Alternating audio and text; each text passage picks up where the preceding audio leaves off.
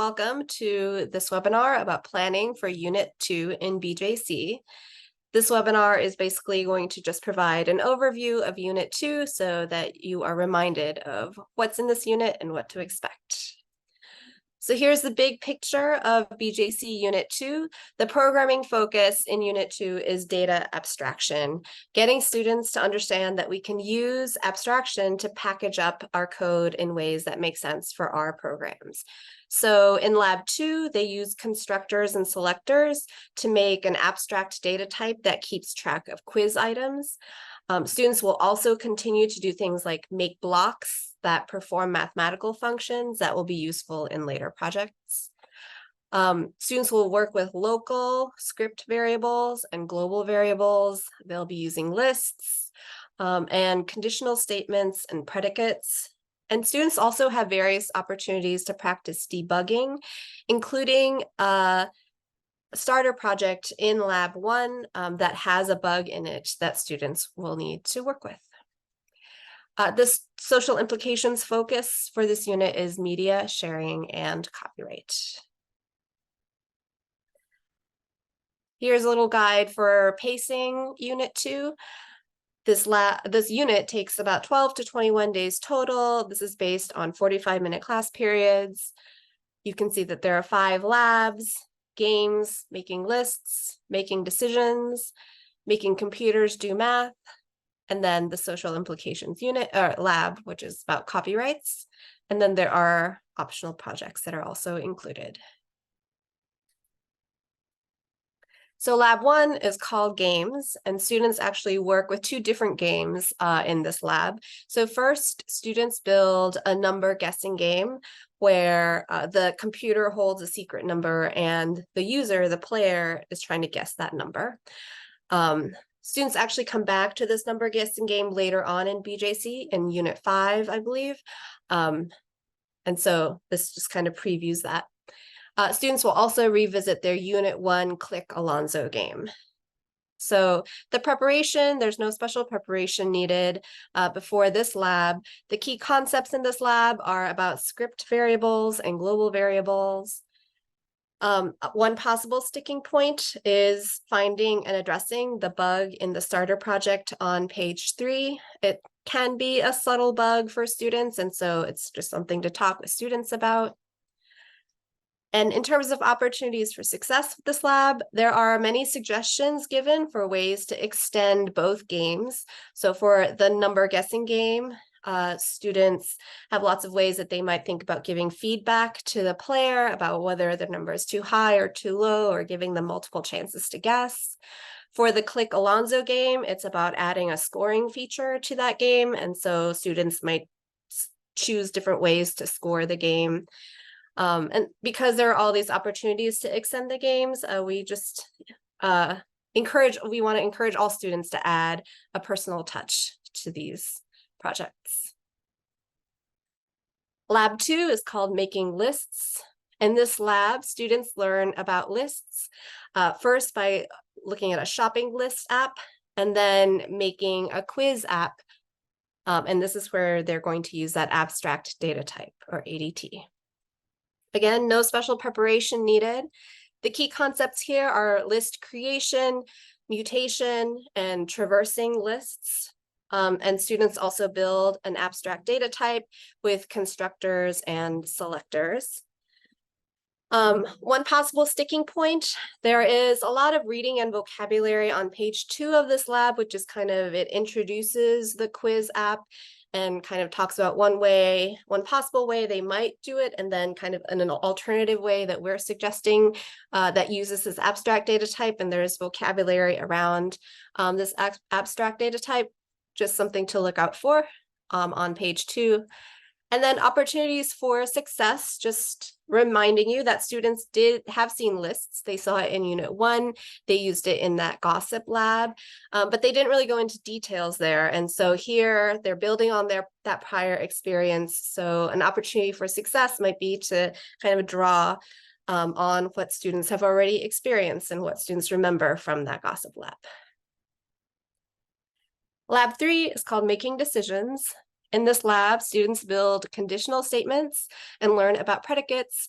first by using them to produce drawings and then to solve a word puzzle.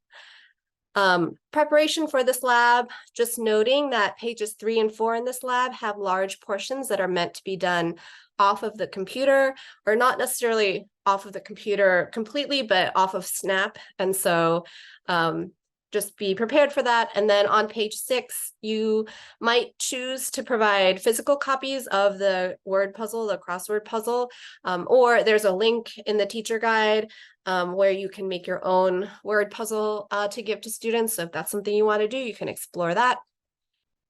The key concepts for this lab are predicates, conditionals, Boolean operators, nested conditionals, and then the function keep. Just one sticking point, this is just a relatively long lab. It has 6 pages.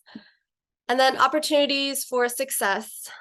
We've really heard from teachers that being able to connect conditional statements to visual representations can be very helpful for students. So for example, you see at the top here, this is part of the lab, but students are making this program where students can write on the stage in the 2 different colors, and it just depends on where the mouse is.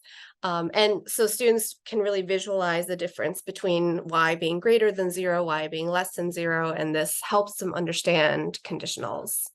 So that's an opportunity for success with this lab. Lab 4 is called Making Computers Do Math. In this lab, students develop a library of mathematical tools. There's no special preparation needed, but just for you, you might choose to read more about libraries and about exporting blocks, and you can do that in the SNAP reference guide. And just as a reminder, to get to the SNAP reference guide, if you open SNAP itself, and you actually just go and click on the word SNAP that's in the upper left-hand corner, you can access the reference guide there. The key concepts of this lab are mod, the modulus remainder function, exporting blocks, and then the higher order function combine. Sticking points, this is a math, this lab has a lot of math in it. And so we just encourage you to have students experiment with the mathematical ideas. For example, students may have never seen the mod function before. And so, but instead of kind of teaching them beforehand what it is, we encourage you to let them play around with it to try to figure out what that function does. And then opportunities for success.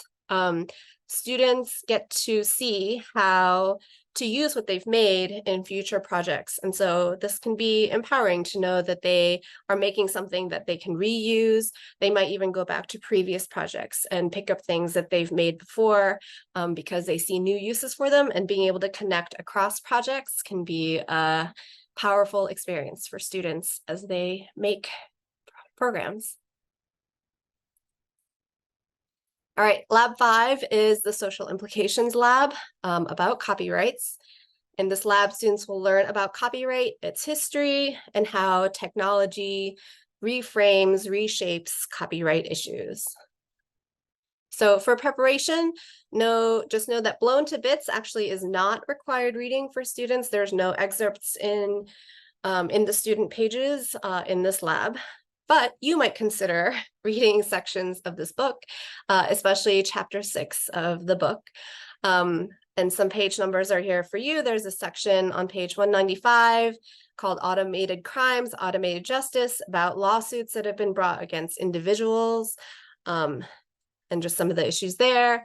Another section a little later on called Forbidden Technology, about the DMCA, the Digital Millennium Copyrights Act, and just the idea, not only that, music, so like music files can be encrypted, but then also this DMCA prohibits people from actually figuring out how to unencrypt some of these files, and there are all sorts of issues. And so, yeah, if you want to read more about the background, that's where you can go. Key concepts is that technology makes it easy to produce perfect copies at no cost. But technology can also be used to enforce copyright. So two different uses of technology within this issue, but also neither of them really providing a perfect solution. Anyway, there are still a lot of issues, and this is always evolving. And so lots of interesting things to talk about. Sticking point is that the content, the student pages in this lab is all text. And so just be prepared for that. You might think of different ways that students might break up the text, or different students might read different pieces and kind of share what they've learned with the class or with their classmates. So yeah, just so you're aware. And then opportunities for success. This lab can generate interesting discussions. It's a good chance to see what students already know and build on that, and to maybe connect to current news stories that they might have heard. And just to have students think for themselves about what they believe, and how they would, protect musicians and artists and their work, make sure that they're supported, and that their work is protected. All right, just wanted to mention some of the optional projects that are included with this. Again, these are optional, so especially if this is your first time going through BJC, this you might want to put this off till a later year, but here's some of the projects that are included in Lab 2, this automated fortune teller, or this magic 8-ball. As you see, Egyptian motif is a project, Mastermind. There are a couple projects about modeling language with plural, so getting a computer to think about all the different rules for how to make words into plurals. And then this project making a kaleidoscope. And finally, we have I wanted to point you to the teacher guide, where there are a lot of resources for you to look at. And you can always get to the teacher's guide through bjc.edc.org/teacher. And just a reminder that solutions and assessment options are included in a password protected section. And in particular, so there is a written assessment option, but then there's also this project-based assessment option. And for Unit 2, that's a survey project that students can do, where they collect a lot of information, put it in lists, and use a little bit of what they've talked about or looked at in terms of list manipulation to generate some conclusions based on that survey. All right, that is it. Thank you, and good luck with Unit 2.